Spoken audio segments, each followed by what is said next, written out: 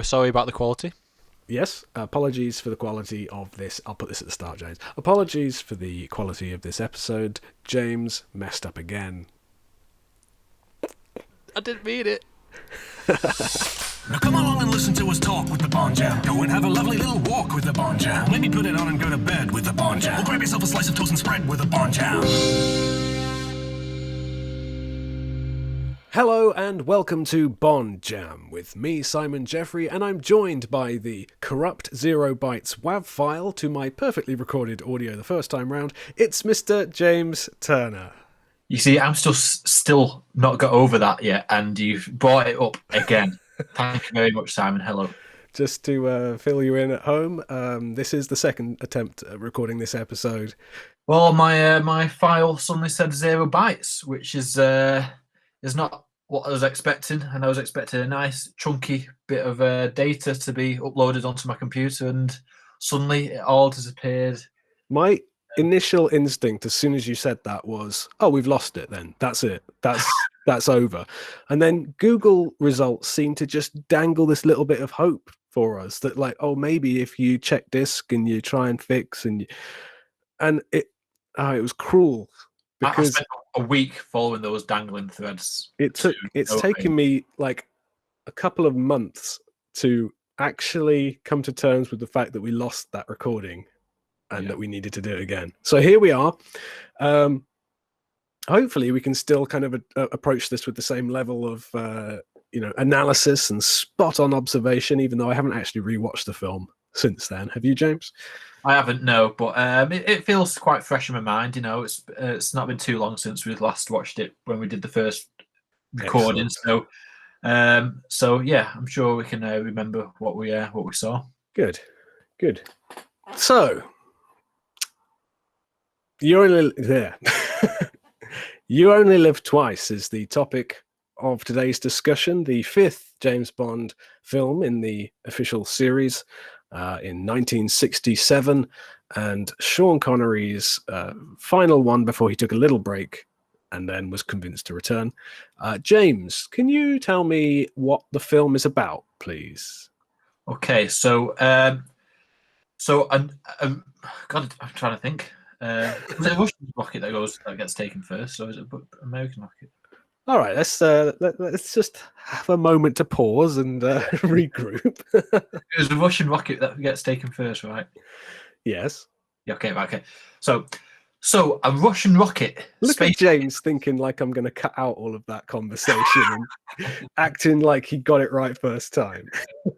So a Russian rocket gets hijacked. Well, I didn't say it gets hijacked. It goes missing whilst it's in space.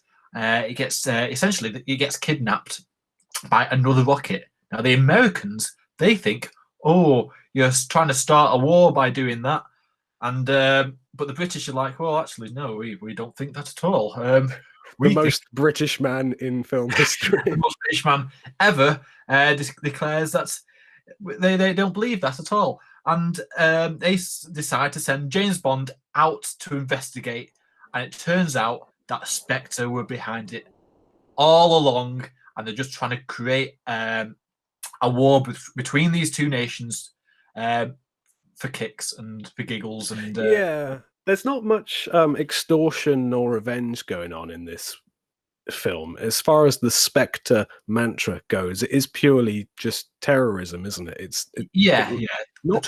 doesn't seem like it's for any reason. Yeah. Just to start World War III, I think. Yeah. Maybe they have some sort of backup plan for, like, no, not a backup plan, but like a second part of the plan. This is just like part A. Part B, they'll probably start to do some stuff once World War III happens. I don't know. Hide underground and giggle. Yeah. I've mentioned before, but You Only Live Twice was the first of the Connery Bonds that I ever saw. It was one of the first Bond films at all I saw. I think I'd only seen Tomorrow Never Dies and possibly one or two on TV very young, not knowing that they were Bond films. But this was the first one I caught on the series of films. And I loved it. I watched this on video again and again and again. And I think it is like the most larger than life cartoony Bond film, certainly to date at that point, but possibly even still. Like, I know people point to like Moonraker as being like where Bond jumped the shark, perhaps, but there's part of me that thinks that Moonraker is more feasible than You Only Live Twice in certain points. Yeah. I mean, yeah, this is the one where everyone talks about Goldfinger as being like the thing that defined the series, which it did. And I think this one took it that extra bit further, didn't it, to the fantasy world of Bond. You know, Moonraker asks you to believe that this man has built this space station somehow without anyone knowing and is going to systematically wipe out the human race and build his own new master race to populate the earth, which is pretty far-fetched. But You Only Live Twice expects us to believe that Sean Connery can blend in as a Japanese fisherman just by putting a terrible wig on. I thought I'd jump straight to the elephant in the room there, James, because people, you know, if anyone is familiar with You Only Live Twice, they are waiting for us to talk about that, surely. But, you know, I think maybe we should hold off. We should tease that, because let's work through it a little bit more systematically. Okay. I always found the opening really quite gripping. That opening in space. Some of the effects are a little bit ropey now when you watch it back, but especially on Blu-ray. Like, I didn't notice watching them growing up on video, but like the matte effects and the kind of composites, they sort of seem to wobble around a little bit. And but I like that sequence. I think there is genuine tension and intrigue. In fact, I really quite like the first hour of this film in terms of the mystery that it sets up and the kind of detective spree, a little bit like Dr. No, that Bond has to go on to kind of, he doesn't have much to go on at the start, and I kind of like those films where that's the setup. Yeah, when you've got that enigma there, you kind of just want to kind of find out more, don't you? And I think that's and the fact that James Bond dies in that opening sequence as well. Now we all know he's not really dead, but that scenario and then it cuts to the titles. It's quite a different style of opening. Yeah, I think you definitely do want to see where it's going at that point. I think it does hook you and go like, well, I know he's not dead, but I do want to know how he's not dead. It never seemed to make sense to me as a kid watching it. I never quite understood why that really British man who says, you know, that Her Majesty's government is convinced that it's somewhere from Japan that these rockets are coming from. A tracking station in Singapore reported faint echoes of this craft coming down in the Sea of Japan area. Might I suggest, gentlemen, that this is where you should concentrate your intelligence forces. The Prime Minister has asked me to assure you that this is what we propose to do. As a matter of fact, our man in Hong Kong is working on it now. And as like a 10-year-old or 11-year-old watching this, I thought, but Hong Kong's not in Japan. He's just on his way there, and he's just like on a stopover there on his way to Japan, because you can't get a flight all the way to Japan, can you? You have to. Well, he makes it sound like they've had some good times together, him and Ling. We've had some interesting times together, Ling. I'd be sorry to go. Oh, that's true, yeah. Maybe he's just talking about like the previous 5 hours, like the layover. I've said that like growing up, it was one of my favorites. And I think up until very, very recently, you might have still found it somewhere in my top 5 or 6, perhaps. I don't know. I don't know if it's still there. I think, you know, approaching it with a little bit more scrutiny for this episode, and I'm thinking, oh, like I'm noticing bits that like maybe I just ignored or didn't pay too close attention to, but it definitely raises a few questions here and there. Yeah, I think Sean Connery's performance is starting to wane a little bit at times. His interest is dropping quickly at this point in the series. This viewing that I've had most recently was the one where I've least enjoyed the film. Yeah, I remember before we did this, you told me that that you'd watched the film and you've changed your opinion on it. Yeah. Like and I said, I didn't know what your opinion was before that. Like I couldn't remember where you'd ranked it previously, and I was like, well, did he used to love it and now he hates it, or did he used to hate it and now he loves it? I didn't know. So, like, what was your opinion then? Until really like it. I think it was probably on a par with something like Goldfinger. A really enjoyable James Bond film. I think there's better films out there, but You Only Live Twice was a solid Bond movie, and for me, this out of the 5 films that we've reviewed so far in these podcasts, this was probably my least favorite of the Sean Connery Bond films. I know that will change, but it's funny you say that, because I listened to a couple of our old episodes recently, and in From Russia with Love and Thunderball, you both described them as your favorite current Sean Connery film. Yeah. So it does change. I know that, and it changes for me too. But yeah, I know what you mean. And as you were saying, when we've watched it again, those little niggles have been more obvious to me in this viewing, and I've kind of found it quite flawed in that respect, just because maybe I'm looking out for these problems, but it kind of took away the enjoyment for me, and we'll probably talk about those little niggles. I think part of it is just, on the whole, everything feels a little bit derivative of itself, and the characterizations are pretty paper thin at times. Like, there are characters in the film that you think, well, that is clearly, you're kind of recycling your own archetype now. Like, Helga Brandt is clearly inspired by Fiona Volpe. Yeah, she has that same air about her. That she looks quite similar, even down to like the reddish hair. And you can't help but feel like they were just sort of cherry picking from what they felt worked from previous films, even right down to like Blofeld's mute henchman, Hans, who's completely throwaway, but he seems to be kind of at least loosely based on Red Grant in the visual design of him. Let's give him a towering blonde henchman, and let's fiery redhead femme fatale, and it's already at this point, only 5 years into the series, seeming to kind of be dipping back into its own bag of goodies to sort of shortcut its way to certain archetypes, I think. Yeah, no, it's a good point. I've never noticed that, but I think you are right there. I should say that I don't think Helga Brandt is anywhere near as effective as Fiona Volpe. I know. I mean, I can never understand her. I mean, we can talk about her now if you want. Go for it. Yes, that seems a natural progression.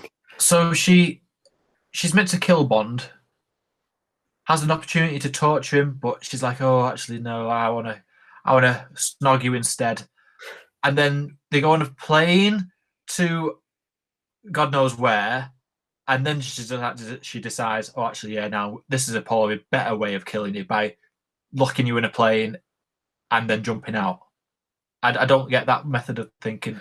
Yeah, I never can quite figure out whether her defection is ever real or whether it's all just. But like, I kind of think that at times it is, and we'll maybe come back to this. But I get the sense at this point, particularly in the series, the producers, perhaps, or whoever was involved behind the scenes, was very much like almost more in love with Bond and Sean Connery than anyone else, and felt like everyone he encounters, every woman he encounters, is seduced by him. Like, no one is capable of resisting him. He doesn't really do much in this film to earn any of their admiration. It's just automatic. Like, every time he meets a woman, they fall for him. And we'll come back to this when we talk about the other women in the film. But that makes me think that Helga's defection is supposed to be as a result of his charms, even though it comes and goes. And maybe it's just sort of a shortcutted way of kind of saying, "Oh, she's intriguing. Is she? Isn't she?" It just confuses you, though, because you're like, what are you doing? She's not nearly as fleshed out as Fiona Volpe, the character who she so clearly is meant to be evocative of. And she amounts to very little beyond just jutting her chest out and kind of being seduced by Bond. And when you think back to Fiona, she does so much more than that. She truly leads the men around her, like whipping Angelo around. She is like a general of that whole operation in that film. Yeah, I mean, and she's so much more developed in Thunderball. And everything as a result of that feels much more earned, like the comeuppance and the twists and the turns. They're less contrived, because it feels like the film has gone out of its way to develop this character before those moments happen. The other women in this film, Aki and Kissy, I strongly believe that this film would be much better if they were one character, if it was Aki from the start to the end. Yeah. Yeah. Because, there's that famous clip. I say famous. It's famous to Bond fans who've watched the special features on the DVD. There's that clip from the making of where Roald Dahl is being interviewed, who wrote the screenplay. And he recounts a story where he was talking to the producers saying, right, what do I need? He needs a girl, doesn't he? He needs a girl to chase around and fall in love with, And the producer's response to that apparently was, well, 3 would be better. And that in itself just kind of gives you all you need to know as to why these characters exist, is because at that time, the studio or the producers felt like Bond should be this 3-women man. I really believe that they felt like they were creating a boys' fantasy movie. Yeah. Like, every man wants to be Bond in this film because he puts no effort in, and they throw themselves at him. He's so kind of like, he doesn't fight for them at all. He doesn't really even turn on the charm particularly. They just throw themselves at him. Yeah. And I don't think, Kissy is useless. Like, the story goes that they were allowed to film in Japan on the condition that they hire Japanese actors and actresses to play the parts of the Japanese characters. And the fact that even needs to be a condition of the contract is crazy. But that meant that they had to go on a search to find Japanese actresses who could speak English. And the 2 that were chosen, Akiko Wakabayashi and Mie Hammer, were basically sent to school to learn English. And apparently, like, as the story goes, Mie Hammer found it much more difficult to grasp the language, and so they ended up swapping roles, which kind of just shows how interchangeable they are. Like, they serve the same purpose, just one after the other. Yeah. And although I do quite like the scene where Aki is poisoned, I think it's quite well filmed, and I think I think in that scene you do feel the emotion of it, but it's just like immediately after it's gone, and it's never brought up again, and they're smiling and fighting with the ninjas, and then they're off on their merry way, and she's just forgotten, and you just think it feels like she's been written out to make way for the next one.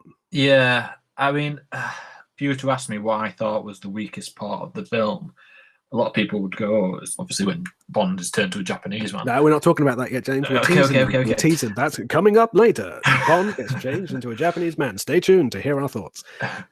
But for me, it's how the Bond girls are represented in this film. And I think Aki is like, even though she's perhaps more developed than Kissy is, even she, I don't think, is given any room for any development of a character. She just comes up, rescues Bond, and then suddenly they're like best mates, as if they've known each other for years. It's I really don't understand that massage scene when she takes over from the masseuse and sort of, surprises Bond and says, "This time we shall finish it." And he's like, "Aki!" I'm like, is there a deleted scene where it feels like there's something missing?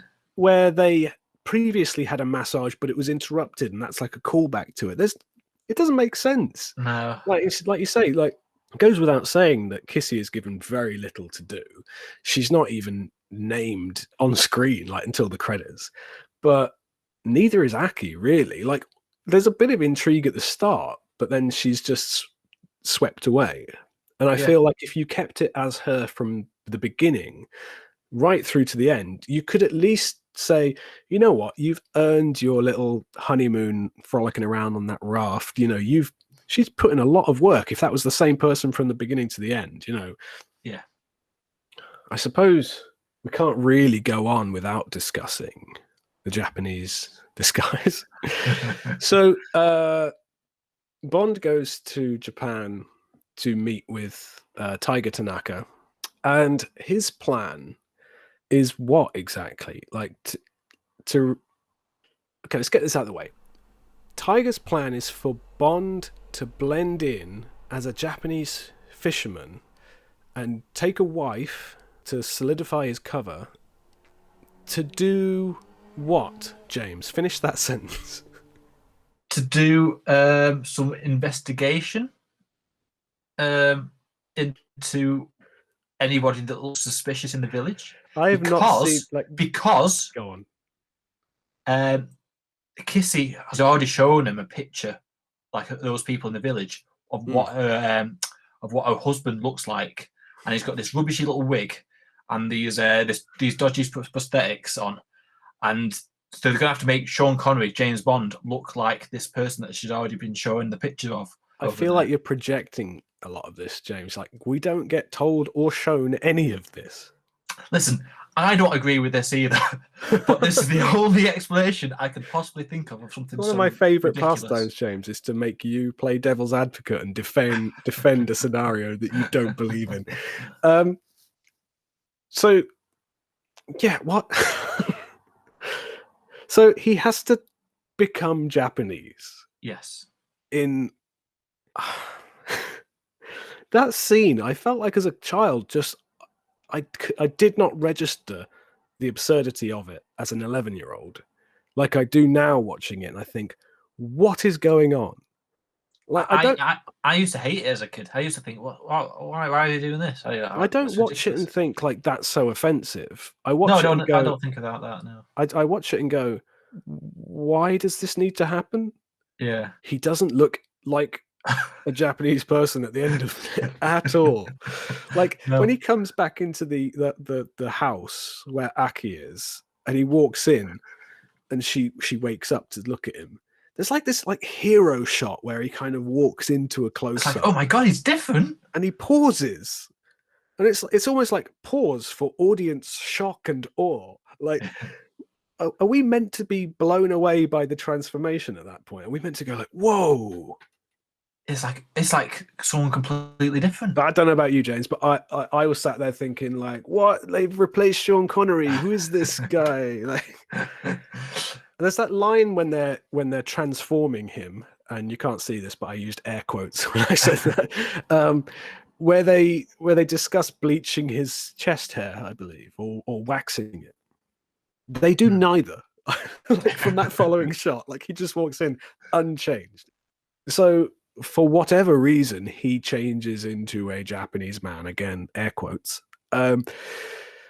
Quite why they don't just use, like, if it's so important that it must be a Japanese man in this role, like, why not use one of Tiger's many, many agents to do this? Yeah. Or is this again just the kind of Western white male fantasy of like only Bond can save the world? Well, it can't have been that essential because like about 5 minutes later, it all comes off anyway when he jumps in the water and it's back to normal Sean Connery. It's never convincing. It looks like he's sweating it off his face at times. Like, it must have been hot anyway, but he just looks unhealthy at times. He looks sweaty. The makeup and the wig make him look like 10 years older. It does Connery no favors. And when it does come off, whether it's intentional or they just forgot it or gave up on it, because by the time he takes his astronaut spacesuit off later, it's gone. I can only presume it's just sort of been ripped off in the helmet somewhere. But you think, oh, yeah, that's what his real, I say real, that's what his hairpiece looked like underneath. Like, he looks a lot younger when he's not in the makeup. But it's a scene that probably should never have happened.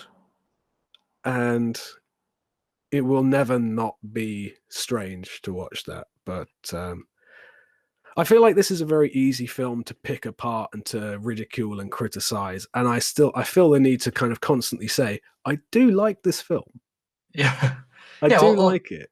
Well, let's move on to some of the cool points. So Bond has that the little Nelly sequence where he surveys the landscape and he doesn't discover anything, which I used to love.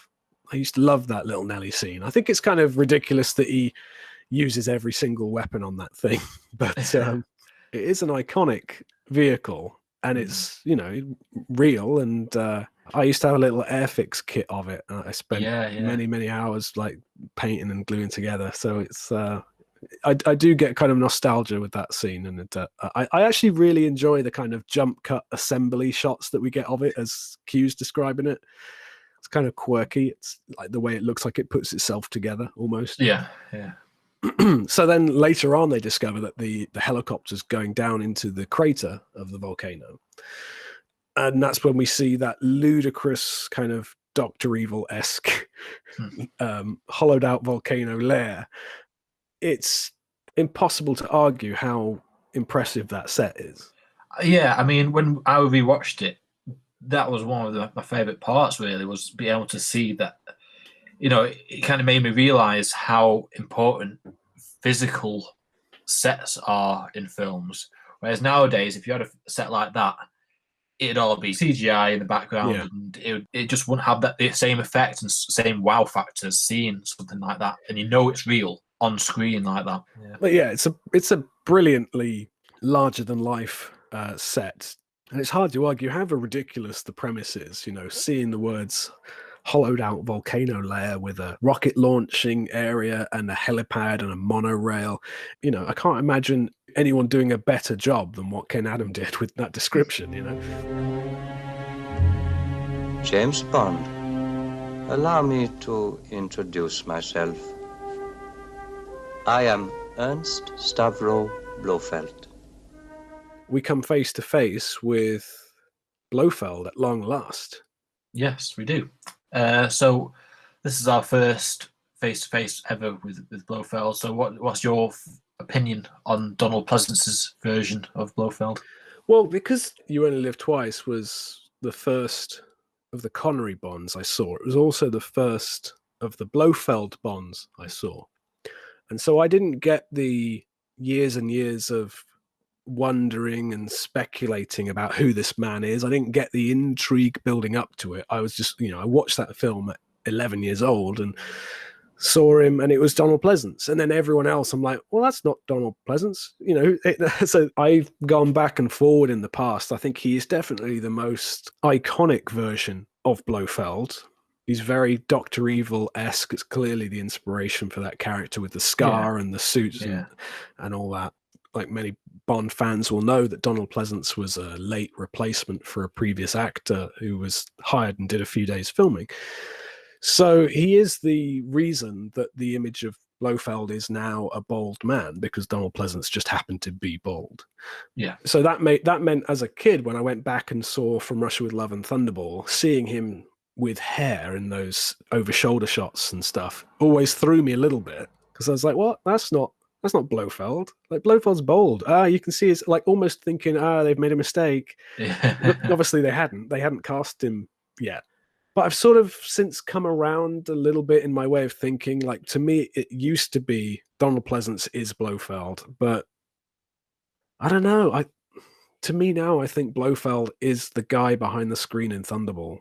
Like, yeah, his voice is a lot to do with why I prefer the earlier versions. And Donald Pleasance has it a little bit. He has a calmness to begin with, but then he doesn't have the gravitas or the sort of bassy baritone to his voice. Yeah. And then all of a sudden he'll just sort of shout, "Kill Bond now!" Kind of. Kill Bond now! I just think he just immediately loses his power when he becomes like desperate like that. Yeah, I mean, could you imagine the Thunderball and From Russia with Love Blofeld saying those lines? No, because he's so in control. Yeah, and he would never even get his hands dirty. Just sit back and go, "Kill Bond." Yeah. Watching this film this time round, I started to kind of create my own kind of headcanon for these films, where, I mean, I'm generally not a fan of fan theories, particularly. I think they're usually wrong, and you should usually just go with what the films tell you. There are some that I can get behind if they're kind of incidental things. Like, I'm quite happy to believe that Admiral Hargreaves is M later on, for instance, But don't come at me with any kind of code name stuff about Bond or anything more significant than that. But watching You Only Live Twice, I felt better about the character if I thought the Blofeld from Russia with Love and Thunderball is still there behind the scenes. We have like an in-universe precedent in Diamonds Are Forever for the fact that Blofeld uses doppelgangers. Yeah. And so I like to believe in my own headcanon, if it works, if it makes sense, until it's contradicted, perhaps, the Charles Gray, the Telly Savalas, and the Donald Pleasance Blofelds are also not the number one Blofeld. Right. They're people who've never met each other. this person is going to be me in this country on this operation. This person is going to be me in this operation. That they've all got a direct line to the big man. Yeah. They just call themselves Blofeld. And it adds to this mysterious kind of, I thought he died, but he's not. Yeah. And so Bond keeps coming across different versions of them and going like, to Bond, they're all Blofeld because he doesn't know any other name to use for them. Yeah, no, I like this theory. It also makes sense because the Teleford Savalas Blofeld doesn't recognise Bond when he comes face to face with him, even though they met and you only live twice. It brings to mind kind of real world parallels to like Saddam Hussein, who had like doubles. And I don't know, I just like this idea. And like I say, I wouldn't push it on anyone else because I know I'm reaching and I know I'm hypocritical in saying this because I don't generally like fan theories that undo what we're told in a film. But I don't think it does undo. I think it works with what information we are given, particularly with Diamonds Are Forever. Because I've always used the fact that in Diamonds Are Forever, Blofeld has doubles of himself. And he's going through that plastic surgery procedure. I've always used that as an explanation about how his appearance has changed. So I just think it's one step further than that, and that he's constantly changing his appearance. And so like it's like almost like a spider diagram of like the Diamonds Are Forever Charles Gray Blofeld has now created his own set of doppelgangers for himself in that film.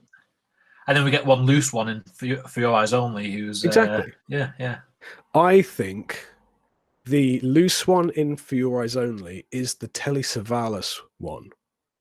Ah, yes. Yeah, he's got the neck brace. The neck brace, that's right, yeah. This makes sense to me. It does, yeah. Doesn't it? Yeah.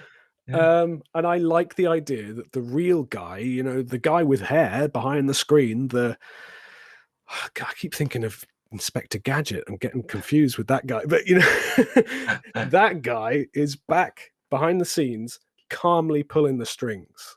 And the only people who deal with him directly are the people like Largo and Klebb and Kronstein.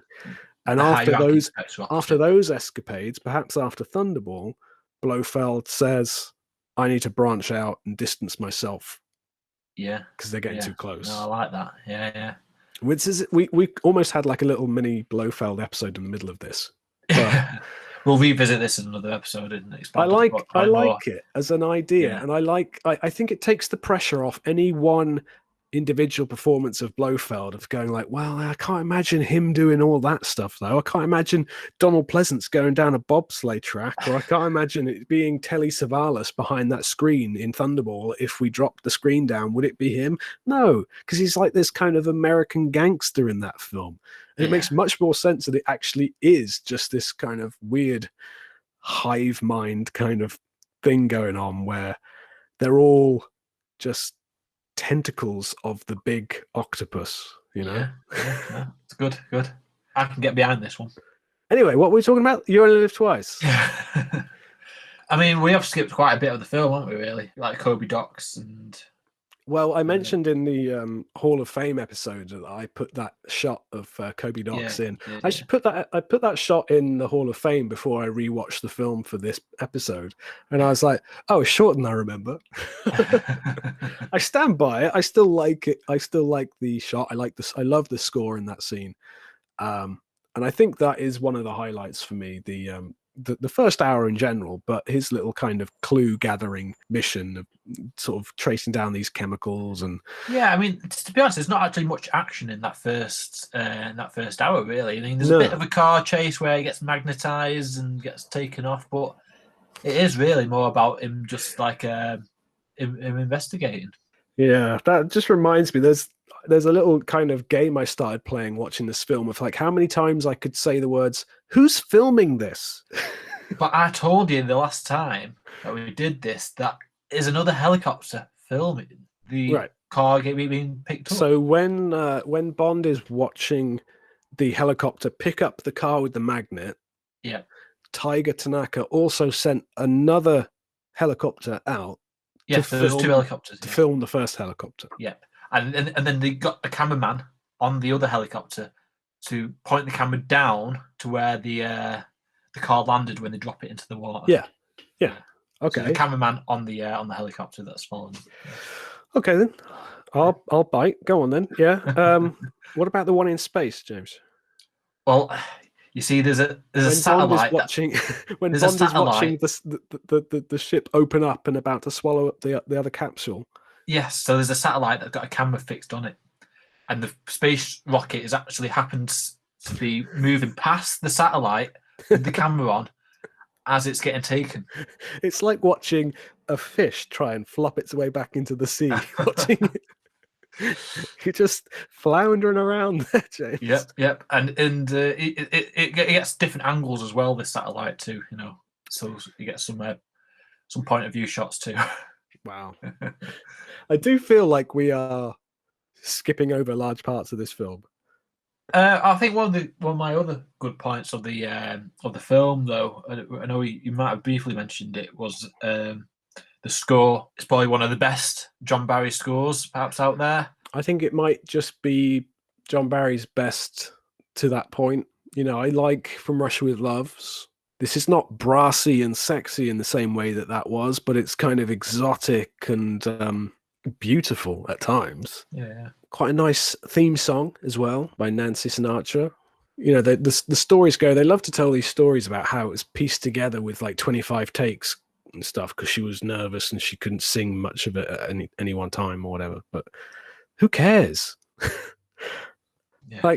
These podcasts are pieced together by 25 different recordings usually. But it's what you end up with that matters, isn't it? Yeah, I mean it's a bit like the score though. It's a bit different than what's come before it, and that's not a bad thing. Yeah, I think it was the right step because if you think about what the themes we'd had before, really we'd had two very bold, brassy ones. You could argue that Thunderball was kind of trying to recreate what Goldfinger created.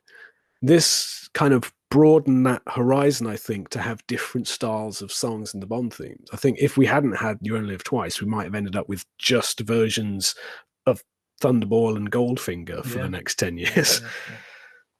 So if I were to say a high point for me, I think it is the first half of it. I guess if I can name that much of it. I love the parts of him going to Japan for the first time. I like the films where there's a mystery for Bond to solve. And I think it becomes a cartoon, particularly towards the end. Yeah, my high point, it probably is on a similar level to you, is just that investigation and where he has to sneak into Osato and then he has to revisit it. I just like that whole undercover situation that he has to do in order to try and find out what's going on. So, yeah. Low point, James? Low point? It's got to be one of the things we touched upon, I think. Yeah, I would have to say, especially in this last viewing, the low point was the underdevelopment of the Bond girls in the film. Yeah, I mean, you'd think, given how we've hyped it up as this massive big deal, you would imagine that we were both going to say it's that Japanese transformation scene. And while that is unforgivable and should not have happened. Yeah, I mean, I've never liked the Japanese transformation at all, but I've kind of just come to accept that's part of the film. I find the Bond girls more of a pain. It's kind of been a new low point that's been introduced to me in the most recent rewatch I've had. What would you do to fix this film or to improve it? Other than get rid of that Japanese transformation, I think you're right. I think you need an extra couple of scenes with Aki before she meets him in the massage room scene. Then he could probably introduce Kissy if he wanted to, or he could do what you said. No, I say don't do it. Yeah, don't kill her off. Don't introduce Kissy at all. Have Aki play a much bigger part from beginning to end and, earn our respect and earn Bond's affections and respect as well, hopefully.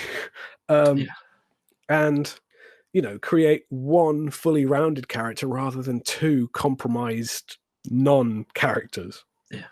Helga Brandt could just go all together as far as I'm concerned. Yeah. If you're not going to do more with her, she serves no purpose. Yeah. She's just there to look weak. Yeah, you're right, yeah. When she gets fed to the piranhas and Yeah. The way the film presents it, it's because she couldn't resist Bond. That's why that happened. Yeah. So she deserved to get eaten. No. Ultimately, more recently, I find Blofeld's reveal and his characterization a little bit of an anticlimax, particularly if you watch them from the start. I just think, unless you go with my now canon fan theory, I just think it's less than it could have been. There's a lot of sort of very paper-thin throwaway stuff in the film that's just kind of added almost because the writer feels like it should be there. Yeah. And I think maybe it just goes back to, that same conversation of Roald Dahl asking the producers what he should put in the script. It does feel like Roald Dahl's been given the first 4 films and said, well, watch these. Yeah. And he's gone, right, okay, well, how about this bit from that? A bit of Red Grant, but we won't give him anything to do. We'll just put him in the background. It's one of those moments now where I have to remind the listener once again, I do like this film. It's very easy to notice problems with it, I think. I feel like I'm defending it with my heart more than my head sometimes.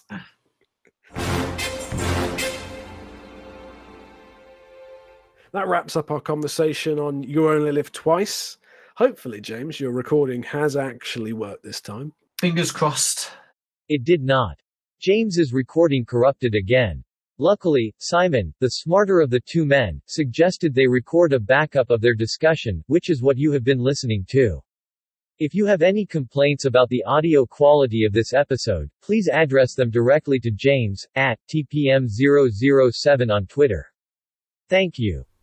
Let's not talk about what just happened, James. I'll try not to. Let's play Games with James. Games with James. Games with James.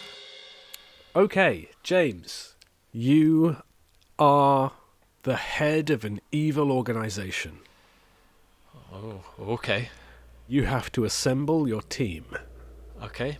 My team of henchmen and fellow villainy. Yes. You have 20 to choose from, but only 10 places on your team. Okay.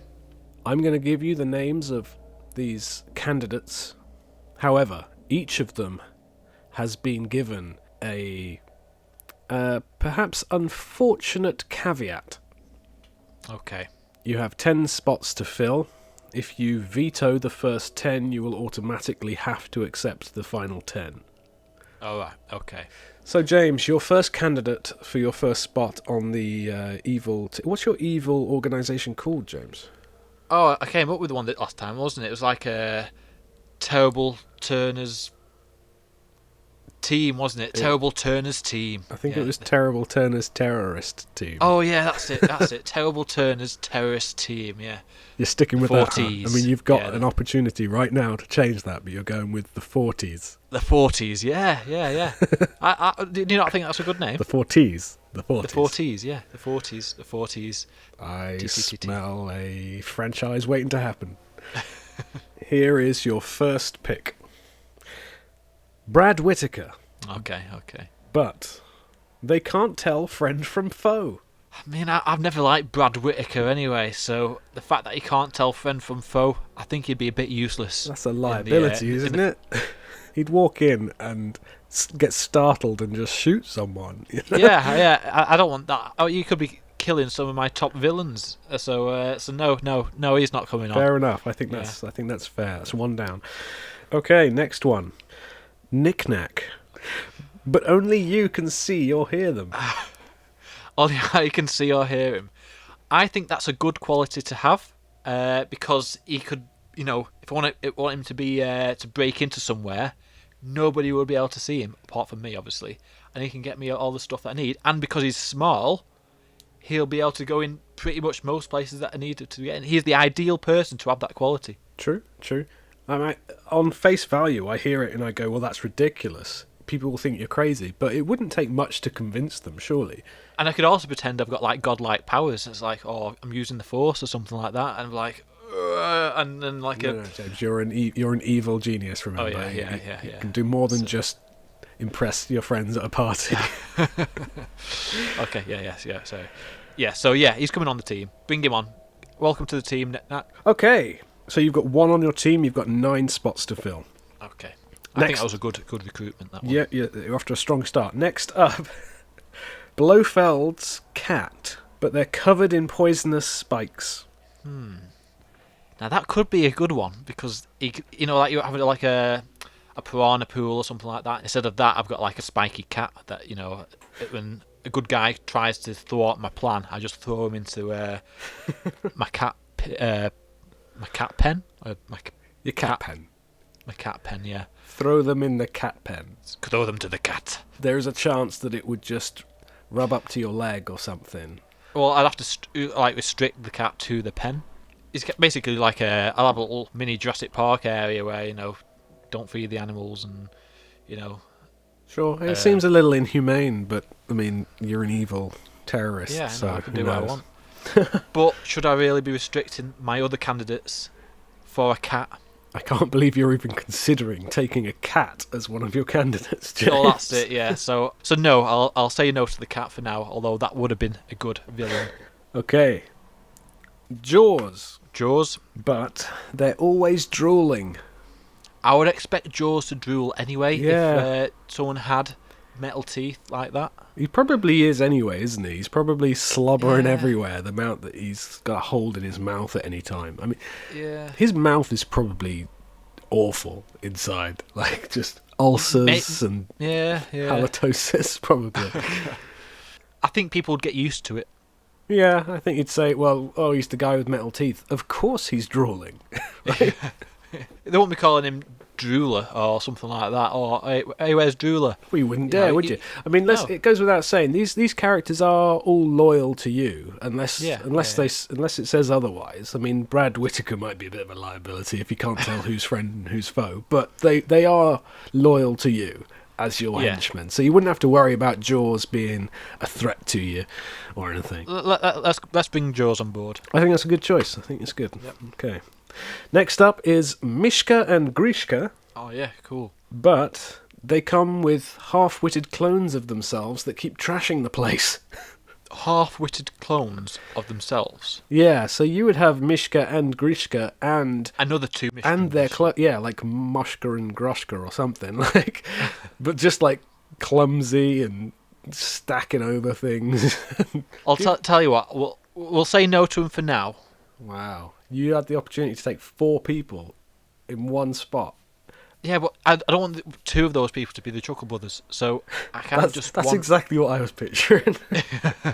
So I just imagined you'd lock them up somewhere, or you'd put them to work in some like rubber room where they can't do any damage. They'd just be the handymen. They just clean the rubbish up around my villain's lair. So you're not going to go for them? I feel like I want to see what the other candidates are. I might regret this decision. You can't hold them till later, James. You take them now or you lose them. Yeah, I'm going to lose them. Okay. Mr. Wint and Mr. Kidd, but they are toddlers. Oh God, I should have taken Michigan and Grishka after all. What's the point? It's not a crash. We're not babysitters in our organisation. There's no room for babies. Fair enough. I agree. Nope. Next up, Zhao. But they explode if they touch metal. See, I imagine my villain's lair would consist of quite a lot of metal, so that might be quite a problem. Yeah, it's a bit of a walking time bomb, isn't he? I mean, no. you wouldn't feel relaxed around the guy. So no, not for me. Okay, Elliot Carver, but they're only a talking brain in a jar. See, when you said Elliot Carver, I was like, oh, that's not going to be good. What's he going to bring? But the fact that he's a talking brain in a jar, I think he could be like a good little advice. Yeah, I mean, he's not the most physical of villains anyway, is he? No. He has Stamper do his hard work for him, really. If it was someone like Oddjob, but he's only a talking brain in a jar, you'd be like, great, a brain that goes, aha!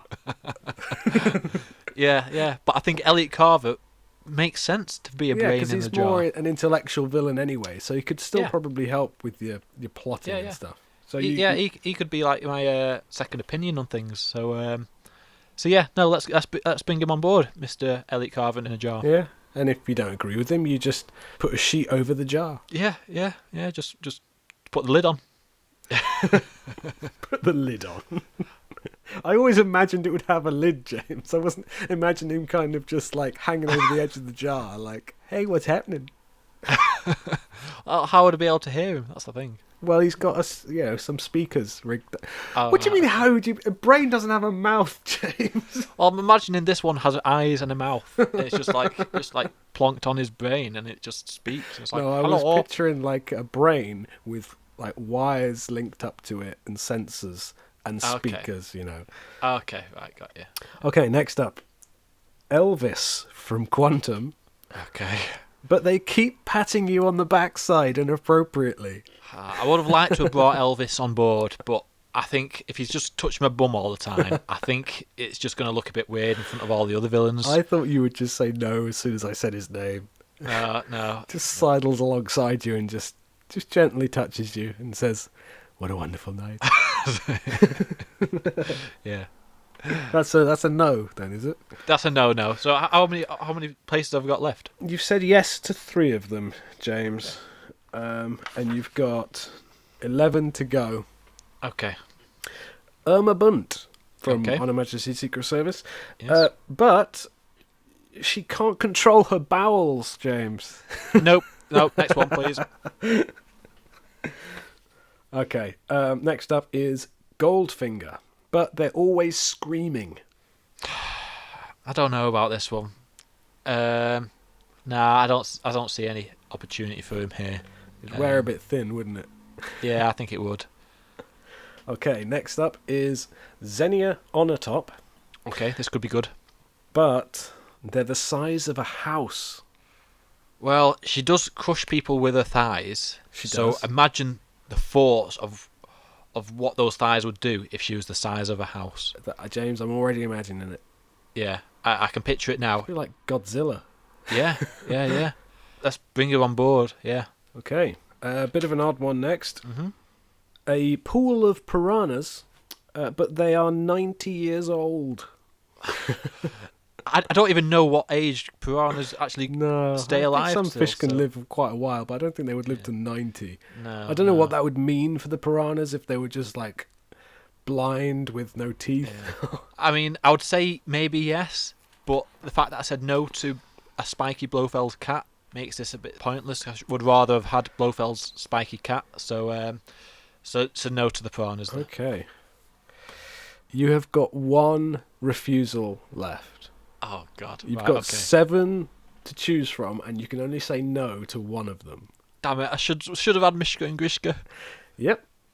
Next up is Sanchez, but they only speak in bad puns. Well, I can't say no to that. I think that'd be quite funny sometimes. Just bring a bit of a be lighter great. mood. Yeah.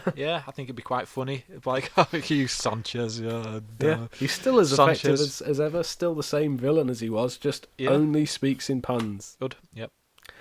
Red Grant, Okay. but they're easily distracted by everything around them. I don't know what's coming up. That's the thing. I'd say no to that, but I feel like I have to say yes. We'll just shove him in HR, and he can do some stuff. He can mop the floors. In fact, he can mop the floors. Get him to clean the. One of the franchise's best villains and making him mop the floors. And somebody needs to do it, okay? And I suppose if he's like just distracted all the time with just like his attention span, be halfway through garroting someone and just go like, "Hang on, what am I doing? How did I he'd get be here?" useless at that. But I feel like it can't be that difficult to mop the floor. Are you So- taking him just because you're afraid of what's coming? Yeah, I am. Yeah. All So, right, okay. he's on the team. Okay, next up is Renard, All right. Feels no pain. Okay. Good. but they're constantly playing Wonderwall on the guitar. Now we need some entertainment. Would it get a bit annoying after It a while? wouldn't be entertaining, James. After No. I mean, when is it ever entertaining? He's basically a hipster student, that one guy at the party, but he's there all the time. Just when you're trying to plan a meeting. Yeah. Well, I mean, I think Red Grant being assigned to. If Red Grant's been assigned to mop duties, I can't really assign somebody like that to anything else. So I'm going to have to say no to this one, which means I'm going to have to say yes to all the others, aren't I? You're saying no. I'm saying no. You're going to say no to Renard just because you don't like Oasis. I don't mind the song. I think it's an alright song. I just don't think I want to hear it every single minute I talk to him. Well, you know what this means, James? It means that you have to take the next 4. 4 are they? God damn it. I'm going to have to, aren't I? Let's go for it. Your next mandatory pick. I love how Okay. every one of these you're just like trying to put in a cupboard somewhere or fob off with some job that you don't It's want. only Red Grant. He's the only the one that's been fobbed off. The other ones, they've all got good duties to get to. On the tops, out there in the field. Okay, your next mandatory hiring is Vargas Okay. from Thunderball, but they only speak in offensive accents. We're bad guys. It's not going to offend anybody. So, yeah, fine. Bring him on board. He Happy doesn't with say that. much anyway, does he? Yeah, But when he's he, quite when he quiet. does, When when he he does. does, it's an accent that shouldn't be used anymore. Yeah. Okay. And you're being like, oh, someone tell him. But he can't be Yeah. told. He can't be told. You can't be told, but we're bad guys at the end of it. We're doing worse than dodgy accents. So okay. Well, you've got to take him. So he's on your team. Yep. Okay. Next up is Fiona Volpe, but they're only 6 inches tall. Yeah. Well, I can't really say no, can I? But she can go with Knick Knack. I reckon she'd be just as effective as she is in Thunderball. I still Yeah, think that she yeah, would yeah. have authority over most of the people in the organisation. Yeah. She'll be like Ant-Man. Like, I still wouldn't want to get on the bad side. No. She could just sneakily put like a poison pill somewhere, and he wouldn't know about it. And she'd be just like, You could send her in the post to places, yeah. No, Fly no, her in on a drone. She would definitely have her uses. So no, I'll vote for that. Yeah. Yep. Okay, next up is Odd Job, but they are a vampire. That's well cool. Yeah. Oh yeah. Odd Job as a vampire. Happy with that. Yeah. Cool. I've made the right choice here. Other than I don't know who this last person will be, but yeah. I do. Oh god. Right, here we go. Your next pick, James, that you have to take is a double-taking pigeon. Okay. God damn it! I should have taken the cat. I would have taken Renard over a cat, personally. The double-taking pigeon. Oh, this doesn't sound good. A double-taking pigeon who keeps telling strangers your plans. Oh god damn it! What, can pigeons talk? This one can, James. Oh, come on. We just have to keep it on a leash and only let it fly around in the villain's lair. No, but it keeps telling strangers, James. That's the caveat. So it Yeah, would but I find won't let it it would out. find no, it would find a way because that is its attribute here. It would text. Yeah, that's it would vlog. Oh, I can't say no to it, can I? But It's got a little vlogging pigeon in the background, just double taking. after it makes its first mistake, I'd kill it and eat it. I'm a You'd wait villain. for it to make a mistake. That's honourable of you. Yeah, I'd give it a chance. All right, so just to recap, James, we'll go through your Yeah. team, through the team of Terrible Turner's terrorist team. So first up, we had Knick Knack, but only you could see or hear them. He'd be the robber. He'd be the thief. Yep, cool. Jaws, but he's always drooling. Elliot Carver, but he's just a talking brain in a jar. Yeah. Xenia Onatop, but she's the size of a house. Sanchez, but they only speak in bad puns. Red Grant, but they're easily distracted by everything around them. Cleaner. Just Cleaner. Vargas, but they only speak in offensive accents. Yeah, he's the negotiator.